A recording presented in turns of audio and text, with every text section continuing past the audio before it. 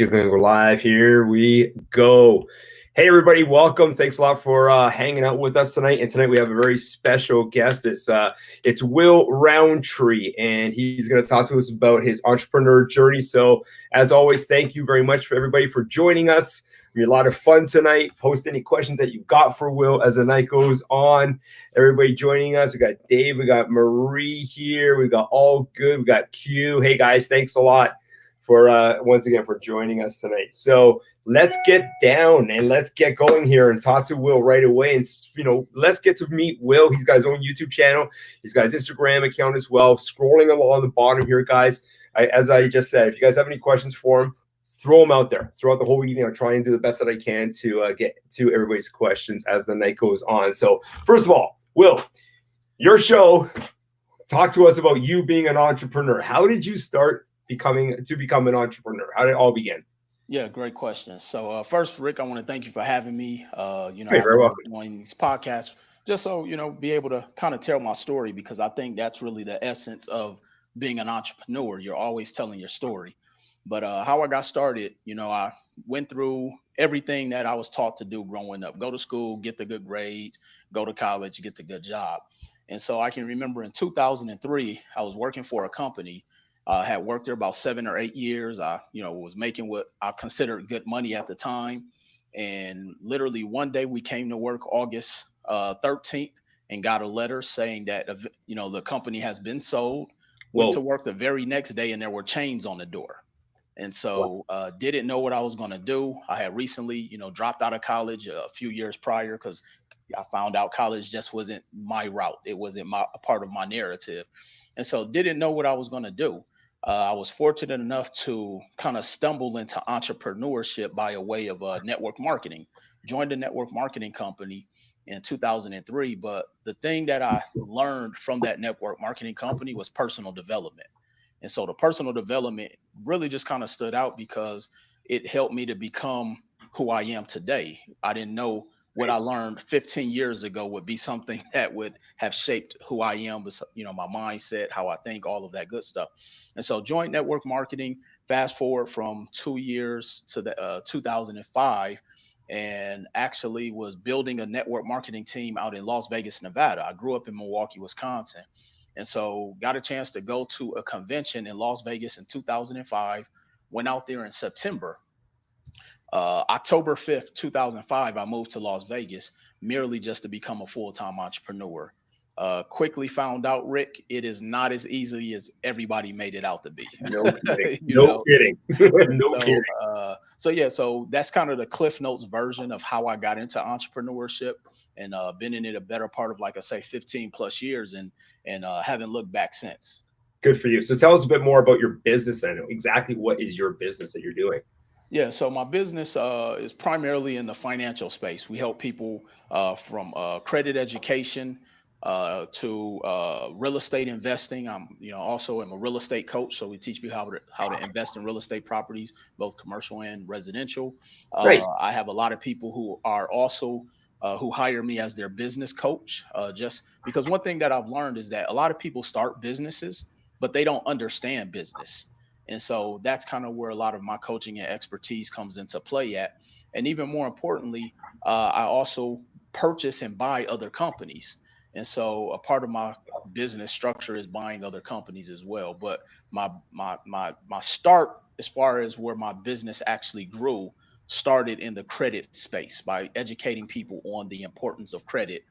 And that started as a need. When I first got into entrepreneurship, I didn't really know what type of business I was doing. Remember, I was in network marketing, but I remember prior to moving to Las Vegas, I had someone told me, he said, "Will, eventually credit will become the new dollar." And when I moved to Las Vegas, I found out what he meant by that. I mean, I couldn't rent an apartment with bad credit. I couldn't buy a vehicle with bad credit. And if I did, my interest rate to be 29%. I had to put three times the deposit down on an apartment that was a place that probably you or I would never want to live in today. And so I just saw it as a need. So I educated myself about credit and started to say, you know what, if this was information was vital for me, I'm sure it could be helpful for others. And so as a need, just started going out, educating friends, family, relatives, whoever would listen. And literally from there, it just grew to a platform to where I now travel the country and teaching individuals, families, couples, small business owners, entrepreneurs, seasoned business owners about credit, how to leverage their credit, and just all around business. And so I'm also now an author, a two-time author. My first book is Credit is King, which can Nice. be purchasing on all the major platforms. And then my second book, which actually just dropped about a month ago, called Full Time CEO. Um, Nice. and it just talks about Good for you. the unglamorized side of entrepreneurship. The loss of friends, the loss of investments. You're going to probably lose a relationship. Because when you're going into entrepreneurship, when you're going into business, you have to be all in, and a lot Yeah. of it starts with the mental part, and that's, I believe, the most difficult part for people to understand or for them to fathom. Like, yeah, you may be a great cook, but in order for your business to grow, you have to have a different type of mindset. So, which means you just can't go and open a restaurant and think you're going to be successful. So, that's pretty much what that book is about. Good for you. How long did it take you to write that book? Just out of curiosity. The second book, to I really can't put a timeline on it. When I started the actual process of the book, it was about a 6-month process. But I Wow. always tell people I've been writing it for 15 years because it's kind of about my journey in Yeah. business, and I sprinkle in, some of my stories, and most of them are the experiences, or as some may say, the failures that I talk more about in the book, because I don't look at things as failure; they're just experiences. Got it. So how do you get out there and promote? Like, are you doing speaking engagements? Are you doing one-on-ones? Like, how do you get out there and promote your business? So a combination of things. I quickly learned the power of the internet via social media. I Right. mean, yeah, I can go to sit down with one person at a time, but I can post a video on YouTube and get in front of millions of people at once. And so I do a lot of social media. And one of the things I learned about social media is that you have to be extremely active. I speak to so many entrepreneurs and they say, "Hey, I posted a video and nobody liked it. I posted, a couple posts and nobody is liking or viewing or clicking or sharing." And I'm saying, "How long have you done that?" They'll tell me, "Oh, well, 2 weeks." And I say, "Come back to me when you've done it for 2 years." And so Yeah. it's just about being consistent. And I think that's something that a lot of us haven't adopted the practice of, is being consistently consistent. And so, but yeah, I also do speaking engagements. I'm actually, flying. I have 2 different speaking engagements this month coming up.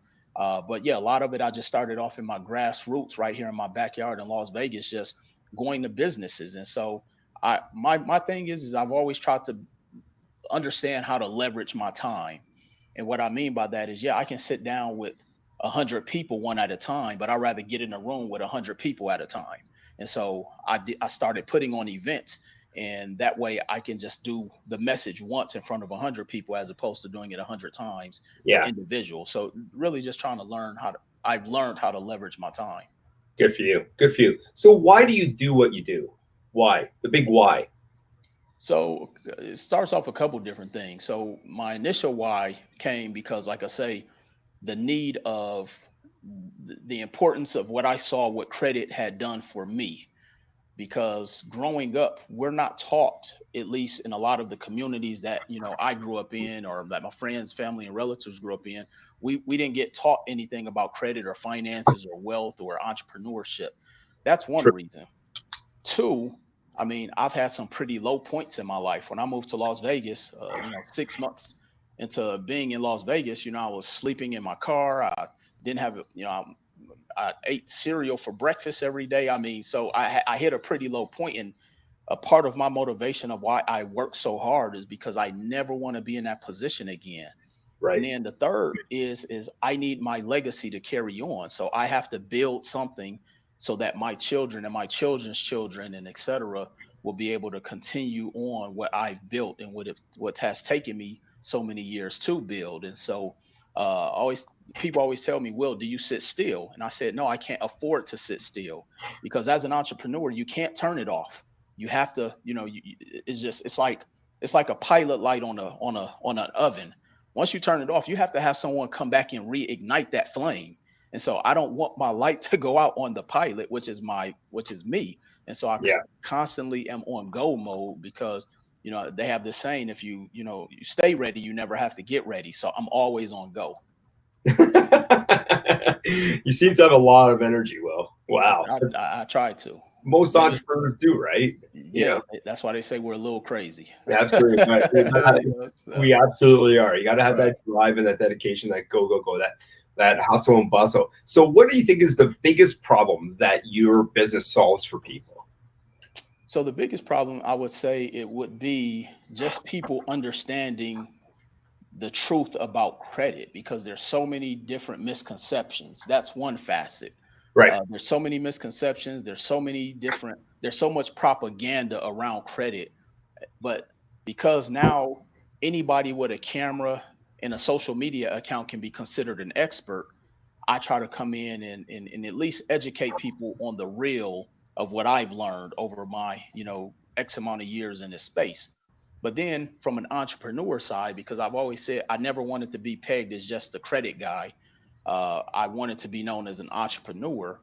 What I want people to learn is that one, yeah, it's hard. I tell people the truth, which is why the name of my book is, full time CEO. The SHIT they don't tell you. I don't know if I could, use the word here, but um, it's a tough road. It's a lonely road, and I want people to understand that you have to be ready to go all in. You have to be ready to literally bet on yourself, and that's the number one thing I tell people that I remember when I first jumped into entrepreneurship full time, I walked away from a six-figure income and the business went horribly bad. I lost the business. I got sued civilly. I had to fight in court to try to, save the little bit of dignity and a little bit I did have left over. Ouch. And I didn't have a backup plan because I bet on myself. But because of the mindset I had developed over the years, and that's the thing I tell people, when you understand business, it doesn't matter what industry you're in, you'll create success because the principles are parallel. And that's one of the things that I feel how I come in to be able to assist people is because I'm going to teach you business. We're going to talk about systems, which is an acronym that stands for saving yourself time, energy, and money. See, when you can create a system within your business, now your business can run in spite of you. See, I Yeah. don't have to be here in my office every single day. So if I want to take a 2 week vacation, the business will still run. It's the same. The system is the same thing of why McDonald's can have a 16-year-old kid run the entire establishment because they know the French fries are on the left and the McFlurries on the right. They have a system in place. So McDonald's can run in spite of the owner or the CEO or whoever being there. So those Yeah. are some of the things that, I try to educate, my clients, my students, or whoever that's on this Smart. journey. Yeah, really smart systems. I did a video. That was one of my first videos actually that I did on my channel last year, and how important systems really are. And definitely you got to implement them, and it's gonna take some a bit of time before you can iron out all the wrinkles in them. But once you establish them, oh man, They're set. you're set. Set it and forget it. Absolutely. Exactly. You can just walk away from the business. It's still going to run. Everything's going to run nice and smooth for you. So you touched on a few things already, but I'm going to ask you this question directly. What motivates you? Man, like I said, I did kind of touch on it. One of the things that motivates me is I never want to go back to a situation where, I can remember, like I say, living in my car. I can remember when I, was fortunate enough to eventually rent an apartment. My furniture were bath towels, so I mean, Yeah. my motivation is I never want to be in that position again. But then at the same time, no, I don't want anyone who I know personally to ever be in that position. And the thing is that I love about, what I do is that I get to help people accomplish what it is they want to accomplish. And the income is just a byproduct. See, my focus is the help. And as the great Jim Rohn said, if you help enough people get what they want, you'll be blessed beyond measure. So my focus, my motivation is to help many people as I can within my lifetime get to whatever it is they're trying to accomplish. Good for you. Good for you. It's good to hear you say that.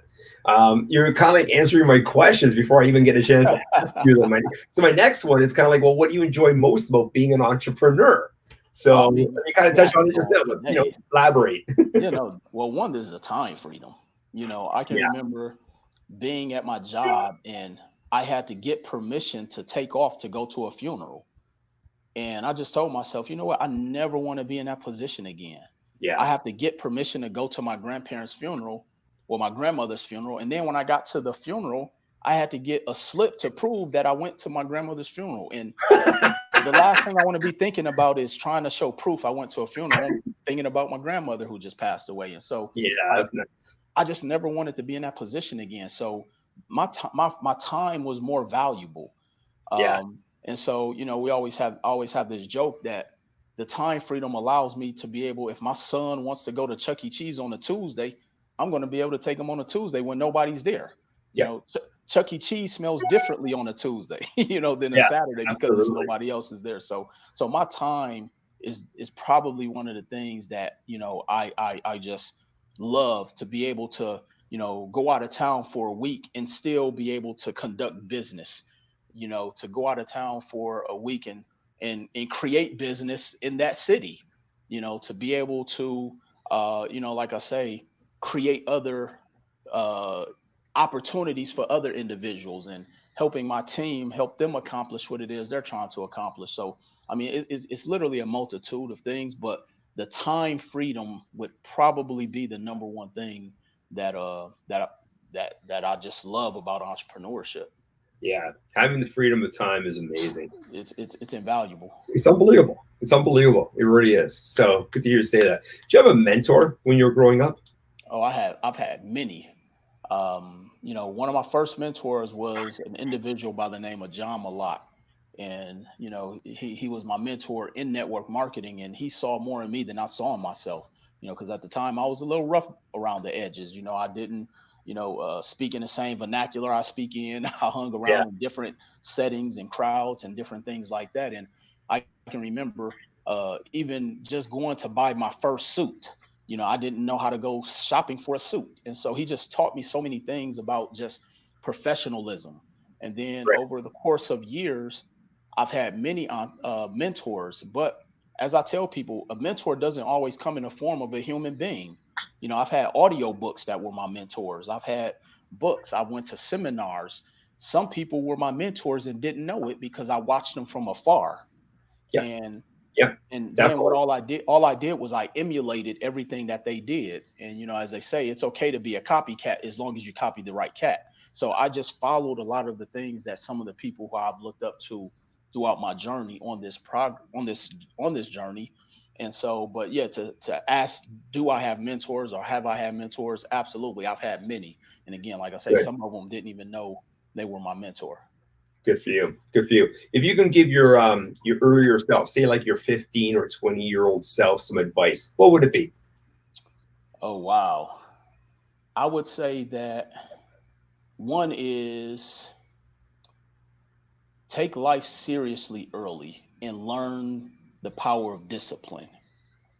And the reason I would say that is because a lot of times when you're 15, when you get to 21, you're still bringing those same habits from when you're 15 to you're 21. Yeah. And then when you go from 21 to 31, you take some of those same habits. But when you discipline yourself early, you take a certain level of discipline with you. And as an entrepreneur, it's a certain level of discipline you have, meaning there's nobody to tell you, hey, you need to go out and go to 10 different networking events this month if you want to get in front of X amount of people, because Right. we let things dictate our mood, meaning if it's raining outside or if it's cold, we may not want to go. But when you Yeah. have a certain level of discipline, you're going to go in spite what the weather looks like. You're going to go despite how you're feeling. And so, having a certain level of discipline, there's this thing called the slight edge, where you have two paths of life, two paths in life. You have the path of regret or the path of of discipline. Right. And I rather take the path of discipline because you know when you're in your 20s, you can be going two different opposite directions, but it doesn't look, there's not a disparity in your life. But once you get to about 30 and 40, the person who's been undisciplined by the time you're 40, they're going to have a ton of regrets. They may have missed out on the opportunities, the job opportunities, the income opportunities, the business opportunities. But the person who was disciplined, they kept their eye open to different opportunities. They've worked on themselves mentally and personally developed. They've been going to the gym, and so just having that certain level of discipline, it shows up later in your life because again, you take a piece of every single habit into your following year. So no matter what habit you had, good or bad, as you get older, you carry that along with you. So yeah, I would tell my 15-year-old self, get disciplined quickly. Absolutely. Absolutely. Hey, everybody, if you guys haven't had a chance yet already, check out Will's channel. It's scrolling along the bottom here. And also check him out on Instagram at Mr. Will Roundtree as well, guys. Make sure if you guys, think he's of value, which I'm sure you will, make sure you guys subscribe and join, okay? Will, tell me, what are you most proud of as being an entrepreneur?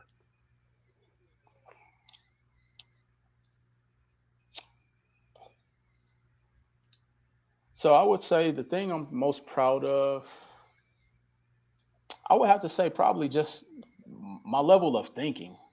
You know, it's easy to say the money and all of those things, but I Yeah, always tell people really the money is just a byproduct, and it's more about what the money can do for you. But I wouldn't be where I am today if I didn't have the mindset that I've had over the years. Meaning like when you're, and not even just saying as an entrepreneur, but I think in life you can get further when you have a certain level of critical thinking. Because as an entrepreneur, you have to have a level of critical thinking skills that's like no other. And right. the reason that's important is because anything that can go bad will go bad when you're in Oh, business yeah. for yourself. Like I said, for those who may not know my story, in 2013, 14, I purchased a franchise, liquidated my 401k. The business shut down in less than a year. The owner of the franchise was embezzling money. He closed my franchise for a breach of contract. Then he sued me civilly. The Wow. average person may not be able to come back from that.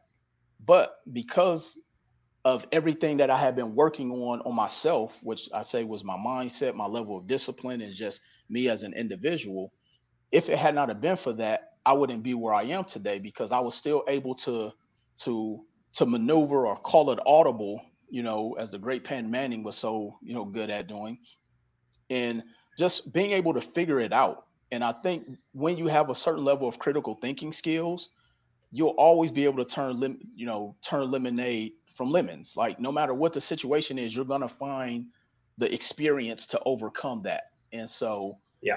I would definitely have to say my mindset because it's got me in places that I never would have imagined, and it's got me out of situations that I never would have imagined. But more importantly, it's been able to help me to deal with a lot of the negativity that comes along with being an entrepreneur. Like I tell people, when you're in business for yourself or you're becoming an entrepreneur, you have to understand that don't ever expect your friends, family, and relatives to ever spend money or invest with you or do business with you.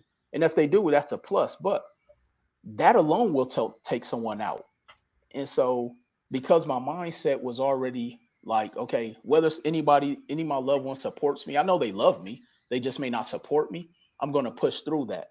And so, just understanding that when you have a mindset that nothing can knock you off your rocker, I mean, you literally can get through anything, and you develop a certain level of patience. You know, we live in such an instant society. I mean, we live in a society where we go to a fast food restaurant, and if our food isn't done in 3 minutes, we're upset. You Yeah. know, first Yeah. of all, if food is ready in 3 minutes, it's probably not good for you. That's the first thing. Stay But away from it. right, stay away from it. But more importantly, because we live in such an instant society, it makes it hard for a lot of people to say, you know what, are you willing to sacrifice and not make any money for 10,000 hours of your entrepreneurship journey? And I say that because the average entrepreneur doesn't make any money for at least 10,000 hours. I didn't see a profit in my business till it took me 6 years. Most people aren't willing to wait 6 days to see a profit. So you have to have a certain level of a mindset, certain level of patience, and all of that in order to see any amass of success, no matter what you're doing, whether it's in fitness, it's in your career, school, relationships. I mean, all of that makes a difference. You know what? It's really good to hear you say that, Will. Because yeah, I was the same way. I mean, when I started my landscaping company, I mean, it was a few years before I saw anything, Literally. right? And it was just like, what am I doing? But I loved it. I mean, Yes. at the time I was so young, I was just like, I don't care, I'm going for it. But still, I mean, it takes a long time. And I totally agree with you. I mean, it's the gratification nowadays, and that's, Correct. That's a tough hurdle for people. So Dave's got a question here for you. He says 100,000 subs or 7,000. That's impressive. How many years have you been running your channel? How did you grow it? My channel started April 2018. So I literally just started it. Okay, so $1 million question. How did you get so many subs so fast? We know you're a nice guy and everything, but that's a lot of subs. Right. I mean, I wish I had a magic answer for people, but I would say that it really just came from me being consistent. I mean, I post an average of so when I first launched my videos on my YouTube channel, Yeah. I just posted probably, I want to say about 15 videos, and then I stopped. But then I started just learning the power of content. And when it comes to content, you have to be consistent. And so there really is a formula to success in anything. And one of the formulas when it comes to social media is you have to constantly provide people content. So I literally post about 3 times a week just on YouTube. On my Instagram, I try to post at least once to 3 times a day. And then I post across all platforms. So Instagram, Facebook, LinkedIn, Twitter. So it really is just about consistency, but then you have to make sure you have great content. It's a lot of people who may put out a lot of information, but maybe the content isn't being perceived.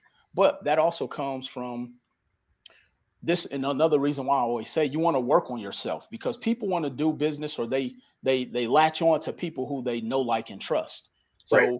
if you're a person who people may not like in your everyday life, that may translate in your content or your delivery, or what you're putting out there when it comes to social media. So but as far as how I did it, it was really just being consistent and posting and posting about whatever. I used to say, what, I'm only going to post a credit video. But then I started doing something called Words with Will, where I would do a 2-minute clip just speaking something about inspiring people. I posted a video today talking about how giving up on your dreams is trash. So often we give up on our dream because we got a headache. We give up on our dream because somebody told you no. And the person who told you no probably would never do business with you anyway. So it's just about, continually staying forward. But yeah, it really was just consistency, Rick. That's amazing. Well, amazing. Good for Thank you. That's amazing. Q's got a question here for you. What was the first example of entrepreneurship that you saw in real life? My first example was, for those who just got on, I started in network marketing. I remember going to a meeting. And for those who may not know what network marketing is, it would be the equivalent of going to like a Tupperware party or Amway or Avon or something like that. And so I went to a network marketing meeting. And when I first went, I was not interested. I was like, okay, they're going to try to sell me something. I'm not interested. I don't care what you're going to say, et cetera, et cetera. But then the thing that caught my attention was really the passion that they had for the product and the service, and just seeing people who were making money and they were able to buy their time back, and that was something that was always impressive to me. And so one of the things I've learned in life as well that translates in business is that money doesn't motivate everybody, and money was never a motivator for me. But time, when I learned that I can buy my time back, that's what motivated me. So my first real example of seeing entrepreneurship came from uh, being around network marketing. But if I really think back, and I talked about this on my podcast, because I also have a podcast called The Wealth Files that's on all the podcast platforms as well as on my YouTube channel. Wait, what was that name again? The Say it. Wealth Files. The Wealth Files. Got it. Wealth Yeah. Files. Got it. Everybody And check it so out. my first initial, engagement with entrepreneurship was probably my parents and my grandparents. Both of my parents were entrepreneurs. My father sold, life insurance, did very well. They owned real estate investment properties. Both of my grandfathers were carpenters. One of my grandfathers at one point owned over 45 homes in the city of Milwaukee, had a car wash, and he only had a 5th grade education. And I worked with my grandfather every single summer up until I was about 15 years old. So I was indirectly a part of it. I just didn't know what it was then, because entrepreneurship really just became glamorized probably in the last 10 or 15 years. But that would probably be my first taste or, real interaction with entrepreneurship. Got it. Dave at Hidden Freedom's got a question for you. This is getting back to like the time frame. It took you 6 years before you started seeing any profit from your revenue. Dave's asking, well, how did you live then? And while you were building it, how did you survive? Well, I always had a job, and even when I quit my first job and the business, my first investment went belly up, I had to get my pride out of my chest, and I went back and got another job.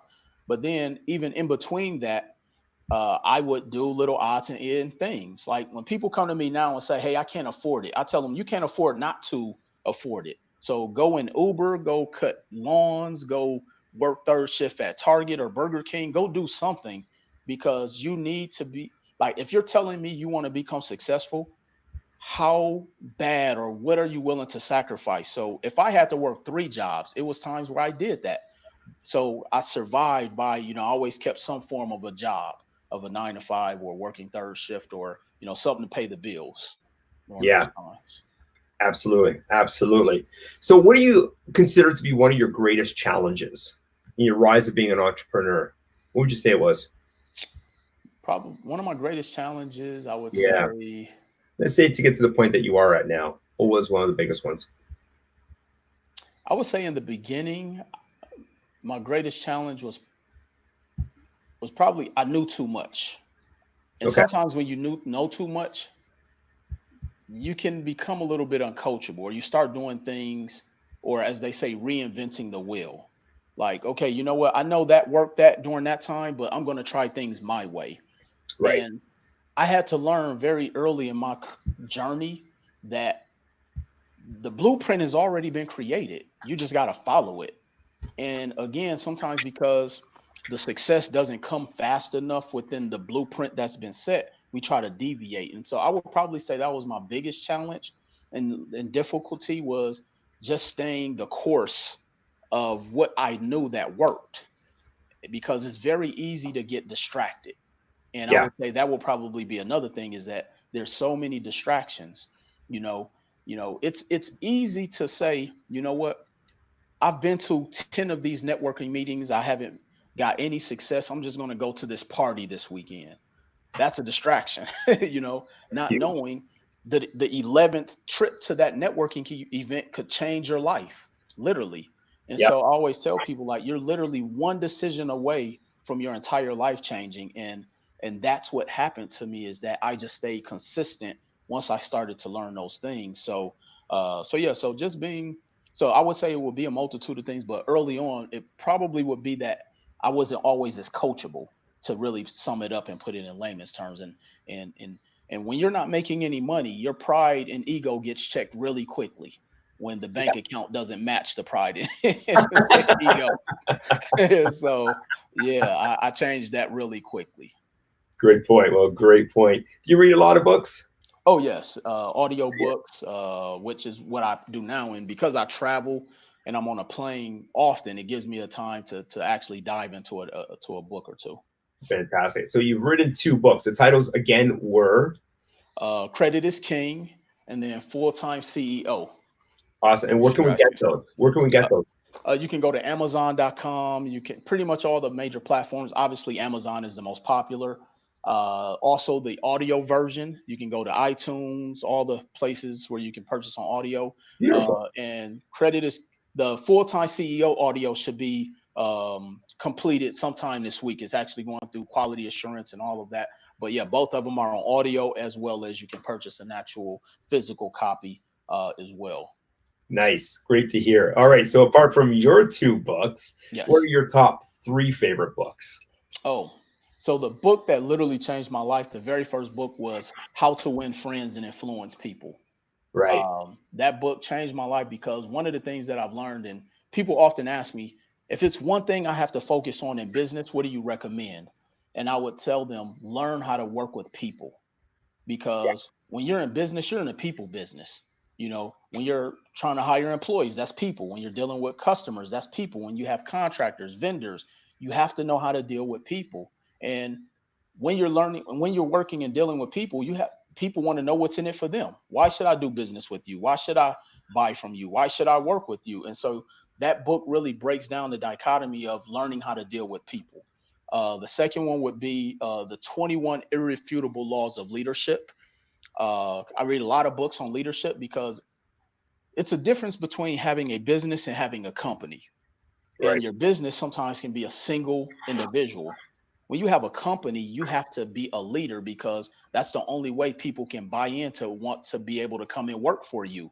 You're the visionary, you're the, architect, you're the maestro. And so I wanted to improve my leadership quality, my leadership skills in order to have great people that want to come and work with me. I never like to use the word work for me. I always say work because everybody on my team is a partner. And then the last book would be Think and Grow Rich. Those would be the three books that I've read that were the very first books that I ever read in my life outside of, going to school and when we had to read. But Think and Grow Rich really just breaks down a lot of the mindset that you have to have, and it talks about, dealing with fear, some of the top reasons why people fail in business, under dealing with the type of mindset you have to have. And so Think and Grow Rich was just a really great book.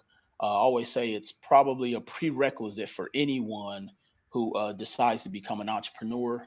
You have to read that book. And Yeah. now Yeah. they have them, you literally can listen to them on YouTube for free. So it's a lot of times, when I'm in my car, I call it my university on wheels. I'll turn on a great audio book, and if I have a 10-15 minute drive, programming my subconscious with all of this information anytime or as often as I can when I do listen to these audio books. Yeah. Good for you. Good for Thank you. So, what do you think is the best piece of business advice you have been given? The best piece of business advice. Right. You know what the next question is going to be? Well, what was the worst? Uh, Start with either. I'll start with the worst first. Okay, got The it. worst is do it for the money. Yeah, I would say that the main reason my first business that I had a substantial investment into failed horribly is because I did it for the money. right. And the reason that is that when you do it for the money, you'll compromise your integrity to get the money because just like a job, if you don't really love it, it's hard to give your all. Yeah, And even though I had invested upwards of 70, $80,000 into that business, I didn't love it. So even though I got up, I went every day, I did all those things, but I didn't really do everything that I needed to do to make it to the level of success where I thought it would be because I did it solely for the money. So I would say that the worst advice I've gotten over the years is do something just to get the money. yeah, And I say that kind of telling people because then people always say, well, how do I know what type of business I should go into? What kind of business should I start? And I tell people, when you find something you're passionate about, an opportunity will create itself. And if you would have asked me 10 years ago, because that's how long I've been in a credit space, if I would be where I'm at, just teaching people about credit, I would have laughed at you because I didn't think it would take me this far, but because I loved it and it wasn't the money I was looking for. I merely just wanted to help people. That everything else was just a byproduct that came along with it. And so that takes me to the best piece of advice. And I talked about this a little bit earlier on a previous question is really just learning how to deal with people. Like, we'll be surprised how, like, even an example today, I had a client who had been having some bad experiences on the back end of some of the services that we offer with one of my vendors that I do business with. He wanted a refund. I mean, he probably used some four-letter words to everyone that he spoke to because oh boy. his focus was, I want my money back today. Well, once I got on the phone with him, I diffused the situation immediately, Put the fire but up. Good. that's because I've learned how to deal with people. When we first got on, I didn't even talk about the issue. I wanted to find out what it is that what's his end goal. And so I merely got on and said, "Hey, how you doing? What is your end goal? What is it that you're looking for?" And then I just focus on what it is that he wants. And so by the time we got off the phone, he was ready to spend and invest more money in products and services. And so understanding when you can learn how to deal with people, like it'll open up so many different doors, because you never know who that reaction of the individual who you've treated like a 10 can get you into a door that you never would have expected. So I have this thing, I treat everybody like a 10.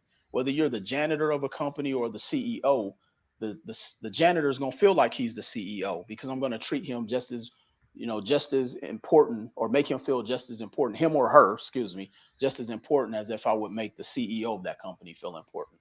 Absolutely. Couldn't agree with you more on that one, Will. Couldn't agree with Thank you you. more on that one. So what's your definition of being successful?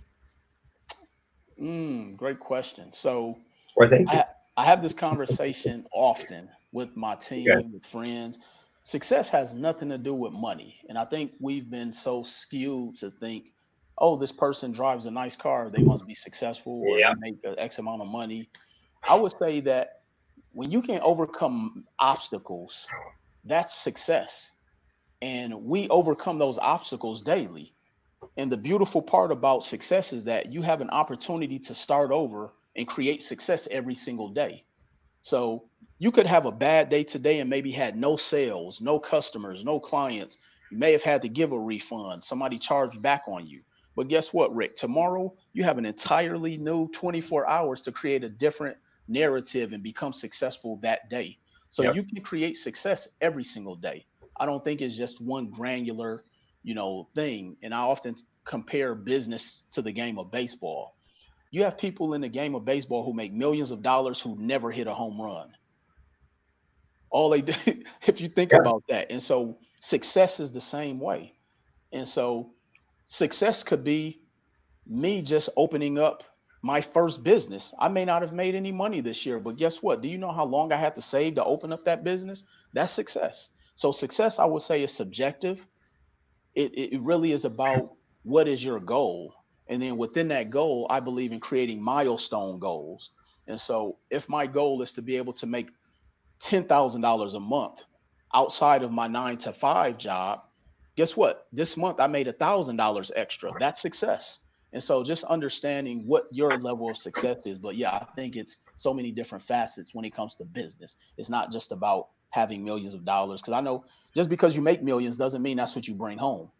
Yeah. So Yeah. just understanding that it's different levels of success, but success can be created daily. Definitely. Definitely. You ever plan for running for president? Of another company, not for the United States. Nice comment, Q. Nice one. I like that. Love it. So, Will, do you ever plan upon retiring? Oh man, I don't believe in retiring, Rick. When you love what you do, it's hard to just stop, Yeah. And so I think retirement is a mindset, because I know people who may stop doing or stop working at a particular company, but they find something else they love to do. And it may look like work to somebody else, but I mean, I literally probably could see myself doing this and I'm on a walker and I mean, I don't Getting up really, on stage. That'd be great. yeah, yeah, they'll have to, I'll be on a gurney on stage giving a speech. So I mean, like, yeah, there's no retiring here, man. That's a good one. Okay, okay, hang on. Having said that, describe yourself 5 years from now. Hopefully not on a gurney, but hey, Right, or in a right. wheelchair. But hey, describe yourself 5 years from now. What's Will do in 5 years? Oh man, 5 years from now, hopefully I would have multiplied myself. Yeah, People often say, "Hey, I want to be a millionaire." Well, you have to help people make hundreds of thousands first, and then they say, "Hey, I want to be a billionaire." Well, you have to help other people become millionaires. And so, my 5 years from now, I want to be able to help other people be in the same position, or if not, surpass me. Because if I've helped them, then that just makes me, even more grander or whatever one may deem it to be. But I mean, I also want to, just create a legacy. And so that's one of the things that I'm really focused on over the next 5 years is creating a legacy for the Roundtree last name, for my family, my kids, and just you know uh, leaving behind to where the final words for me is like, he did it. You know Yeah. what I'm saying? Like that's Yeah. what, and not saying definitely not wishing that to happen in 5 years, but just my end goal. But in the next 5 years, definitely I want to be able to multiply my efforts and seeing others in this position, so that in 5 years when you and I have this webinar, it's six of us because Yeah. I've created five of me. So absolutely. Absolutely. Absolutely. Absolutely. So getting back to the early stage of your business, uh, let's talk about, how did you make your first sale? How did that come about? Oh man. You It's like trying to think got to about the dig first deep time on you saw a dinosaur. That was so long ago, Rick. but think about it, like, how did you make your first sale? And with who? I Man, mean, if you can even remember with whom, that'd be amazing. But let me see. Okay, so I would say I can remember if I talked about my one of my current businesses in the credit space. I remember sure. one of my very first credit repair clients. Um, what I would do is I would go out and partner with realtors and mortgage lenders, because again, I rather get in front of 100 people and give one pitch as opposed to giving the pitch 100 times. And so one of my things, and I learned in business, is that the quickest way to scale your company is by doing joint ventures. And so I've learned that, hey, I know people who share clientele with me. Let me go and do business with them. So I know realtors have people who do not qualify to purchase a home because of their credit. And so one of my very first sales was I established a relationship, again, people building, established a relationship with a mortgage broker, and he referred over a client, and he referred the client over. And when you have a relationship with someone who is going to speak highly and refer your services, you don't have to do a hard close or a hard sale, because they've already bought into who you are based upon who referred you. And that's something I learned very early in my business, is that you and it's about leveraging my time. But to answer your question, that was probably one of my very first sales, was through a mortgage broker who referred someone over. Yeah. And we're actually still friends to this day, that client, believe it No or way. not. Yeah, because we was able to help them purchase their first home. So Good for you. Yeah. References are the best. And your absolutely. business always have a great referral program. Thank you. It's worth its weight in gold, that's for sure. So give me a couple of ideas of mistakes that you had made in the early years that you could have avoided, that other people watching right now could, learn from. I would say probably one of my biggest mistakes was trying to save everybody.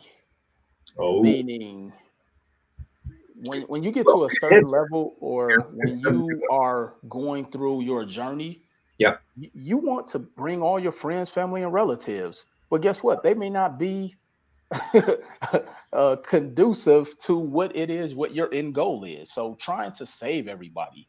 I would say another one was, and this is something that I see a lot of newer entrepreneurs do. Let's say you make $100. Right. You don't have $100. You still have to pay Uncle Sam. You have to reinvest a portion of it. So you may have 10 out of the 100. Yeah. But Gross. early in my career, I spent the entire 100. I probably spent $110. So I was I was in the hole. And so I feel Um, all entrepreneurs in the beginning have a tax strategist, because one of the things that we don't understand is that when you come from being a W-2 employee, meaning right. you get a paycheck, they take taxes out, and then you start making a little bit of money as an entrepreneur, they don't take taxes out, but you still have to pay it at the end of the year. And Yep. so I didn't understand that early in my career, or I just didn't pay attention. And so that was definitely a mistake, that just because you make $100, that's not all profit. Let me True. see. I would probably another mistake I made would be, like I say, I talked about it earlier, doing things for money. That was a valuable lesson I've learned. Um, I mean, I would probably say those are the three that really stuck out. I mean, Big ones. overall, Rick, I would say I was a fairly disciplined individual, and I think a lot of that just came, from what my parents taught me growing up. Yeah. Yeah. Good. Great to hear. What's unique about your business? What makes you, we'll put it this way. Yeah. What makes your business unique? I would say the thing that makes me unique, as far as, is that my focus is always to educate people. Okay. And so I have this thing in business that people hate to be sold, but they love to buy. Like, have Yeah. you ever been to a car dealership and a car salesman runs out soon as you get out the car? Like, you know, you want to buy a car, but if he's trying to sell you, you'll probably leave that dealership. Yeah. you know. But if I'm giving you time to browse the lot and then I come out and I'm educating you, hey, this is this vehicle, this are the safety features, et cetera. And so I would say one of the things that's unique about our model and my business is that our focus is always to educate the masses and the client and then let you make the educated decision on whether you want to do business with me. So a Right. lot of times when I go and speak, a lot of people who are also on the panel always come up to me and say, Will, how do you do it? You always have the largest crowd at the table, this, that, and et cetera. And I'm saying, because I'm not trying to sell anybody, my job is to educate and inform you and let you make the decision. Because when you educate someone, now they deem you as the expert. People love to do business with individuals who know what they're talking about because there's so much information and people out there who don't know what they're talking about. And so I would say that would make us a little bit unique is because, I tell my team all the time in every sales meeting, look, we're not in the business of convincing people because when you convince them to get in, you got to convince them to stay. And so, but if we educate them, they now make a business or an educated or a well-informed decision. They're more prone to wanting to stay, wanting to do business with you because that's typically the most difficult part when trying to convert a client or a customer is you have to educate them on how your product work, how the services work, et cetera. But when you educate them up front, you've chopped down 80% of the barrier of individuals buying decision. Now all they have to do is buy into you. And so that would probably be the thing that makes us a little unique. Great answer. Great answer. What Thank you. mindsets have made you successful? Say that again. What mindsets that you've put yourself in has made you so successful? I would say I'm relentless, Rick. I can remember I was going for a job in 2007. It was a sales position. And the hiring manager said, Will, why should I hire you? And he said, you don't fit the typical sales guy mode or bravado or whatever. And I said, Yeah. excuse me. I looked him right in his eye and I said, because I'm going to outwork everybody. You know, like talent can get you in the door, but it doesn't always keep you. And I told him I'm going to outwork everybody. And so I'm just relentless. And so my mindset is that, when somebody tells me no in business, that just means not right now. And so I understand that it's a numbers game. And so it's very little that can deter me. There's no objection that's going to hurt my feelings. I mean, I'm just relentless when it comes to business. I mean, I'm always going to be respectful. And when you leave from sitting down with me, and which is why we have a very high closing ratio within our company, as well as we have a high rate of people who they'll go shop around and end up coming back to us because we're going to inform them so well. But when it just comes to business and just a mindset, and I'm competitive with everything I do. I mean, if I played the lottery, Rick, I expect to win. So my mindset is just like I'm relentless and I'm always competitive and it's not that I always want to win, but I just have a high bar set for myself. Good. Good. Always good to raise the bar extremely high. Good job. Will. Good Absolutely. job. Absolutely. You ever turned down a client? Like, have you ever Oh, figured? absolutely. Really? Eh? Absolutely. Give us a couple of quick stories on that. So like if we deal with the client and typically like before we have a client, before we bring on a client or they sign up or pay for our services, Right. we have a discovery call. A lot of times I can tell if a client is going to be a headache or not sometimes. Okay. And if I feel or deem it's not a fit, we'll let them know, hey, this may not be the best fit for you. Because one of the things that I learned, and this is probably something I learned early in my career as well, as cliche as this sound, all money is not good money. And I say that because, yeah, you may charge a client X amount of dollars and think it was a win, but that client could be the pointiest thorn in your side and could end up actually costing you more money.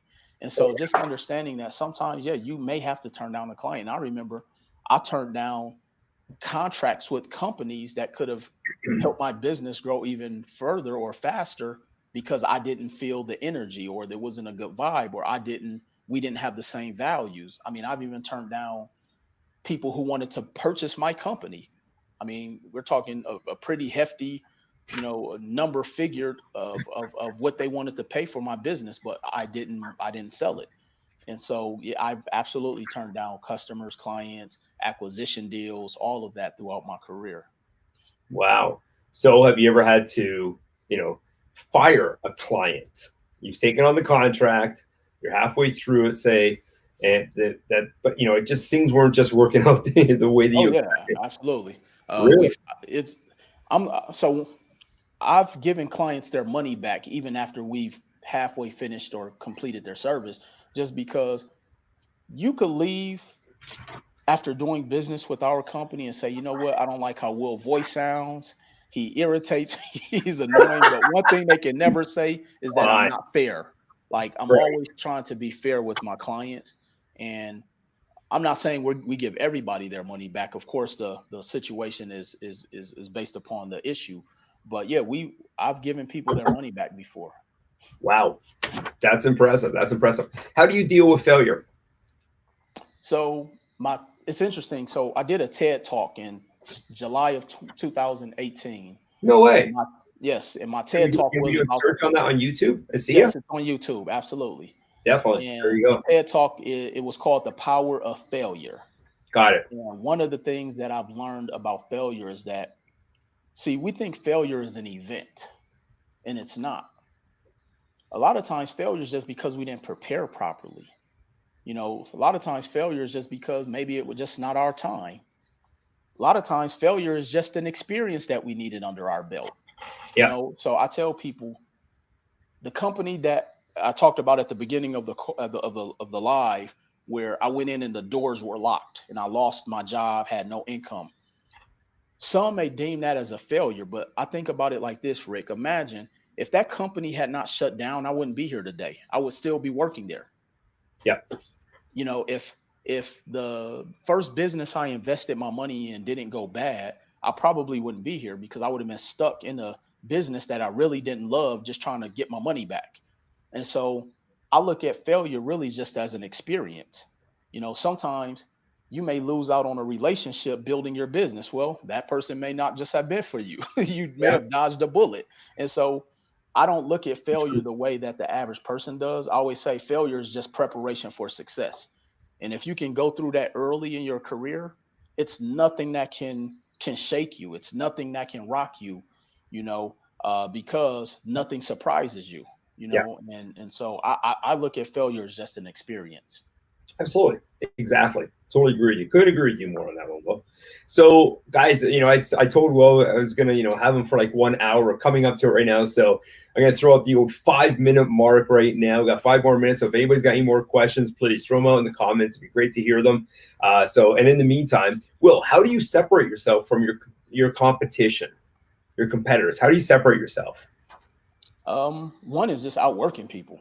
I Good. tell people all the time, as much as we think it's a lot of competition out there, no matter what you do, it's really not. Because a Yeah. lot of times, you know, when we think people are out there working hard and this, that, and the third, that's really not the case a lot of the times. And so I have this thing where I tell people, if you can just be extraordinary, you will stand out from the pack. And when you break down the word extra, it means just doing a little bit more.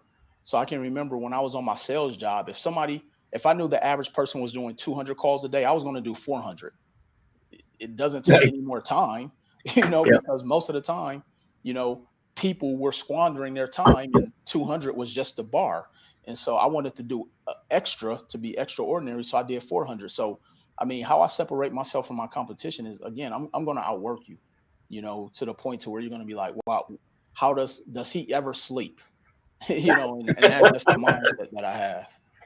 Good. That's great. If anybody was to enter into any of your industries that you're involved in right now, what bit of advice would you give them? Just be yourself. Yeah. As cliche as that sound, one of the things that I always tell people is that we think that we have to be perfect. We think that, you got to know everything. Like I tell people, I pronounce words the wrong way and I don't know how to spell well, but I'm myself. And so when you can be your most authentic self, people can feel that because people just want to know that you're human. You know, when you seem too perfect or like a robot, now people say, you know what, I can't do that. You have to be perfect. I can't do that. He is too great or she's too whatever. But when you show people, look, I'm human. You know, I bleed just like you. Don't know how to do whatever. And so just being yourself, because that's gotten me in more doors, or people being able to feel like, you know what, I can relate to his story. I can understand her story, because they're relatable when you show Yeah. people, hey, I make mistakes, I'm human, yes, I lost money, I did this, everything doesn't work out, because we try so hard to make people think our lives are perfect. And Yeah. when you can just show people you're human, yeah, that's what I would say. So what are your plans, your future plans for your YouTube channel? Oh man, to ensure that YouTube can continually to monetize me. That residual When you get income. monetized in the first week, So just making sure the that, first day. but I mean, really just, being consistent, posting the videos, and, like I say, just religiously making sure I stay on top of making great content, because I tell people one of the new currencies is your content, because if you put out good content, it can live on forever. And Yeah. so that's one of the things that I do love about YouTube. So long after, I'm gone, my content will live on, and, my heirs will be able to reap the benefits of that, hopefully. Yeah, good. So everybody that's watching here, please check out Will's channel. It's scrolling across the bottom. Catch him out on Instagram as well, and right behind him as well is his website, WillRoundtree.com, willroundtree.com. the banner. There Yes. you go. So there you go. All right, we're right at the 1 hour mark. I just want to say, Will, I know you're a busy man. I just want to say thanks a lot for spending the last hour with us. I think that Absolutely. you've enlightened a lot of people here, and thanks everybody for joining us. Great Thank questions you tonight. guys. It was a lot of fun. We got a great community. So if you ever get the chance in the future, Will, to stop on by and say hi back to all of us, or Oh yeah, leave absolutely. comments, that'd be great. So, Absolutely. No. all right. Is there anything else that you'd like to say to anybody here that's tonight, or a little bit of advice, or anything you want to throw out there before we shut this down? Yeah, I'm gonna leave people with this, and this is a story that I heard about 12, 15 years ago. One of the things that I've learned is that the graveyard is the richest place in the world, because it's filled with people who didn't write those books and didn't write the songs or start those businesses, all because they were gripped by fear. And once you understand that fear is just false evaluation appearing real, understanding that fear is just a figment of our imagination, when you can mentally understand that, you can go out there and conquer whatever it is you want to conquer. So I tell people, go and just do whatever it is you want to do. Don't worry about what nobody thinks. Yes, you're going to get laughed at. Who cares? They're probably miserable themselves, and so just go out there and do it. And I'm telling you, the only way people know that you failed is if you tell them. And so Yeah. if you don't tell nobody you failed, they'll never know. So my last words is really just go out there and be great and live your life, and do all the things, because literally the next minute is not promised to us. So, and again, I thank you, Rick. Appreciate your community, and definitely looking forward to coming Thank back on you. here. Thank you. And, hopefully you're here for the long haul with us as well. Let's have you jump back Absolutely. on board. And we're definitely have to Anytime. do a recap in 1 year time. Okay. 1 year, Definitely. 1 year from now, definitely get you back on here, get some more updates from you, Will, because you're really a great speaker, very entertaining tonight. It's been really, really informative. Thank you very much. So, Thank you, and man. once again, to thank you, everybody, for joining us. That was a lot of fun, as always. So, all right. Until next time, guys, peace out. Have a great night. Take care, everybody. All right, guys. Thank you. Bye.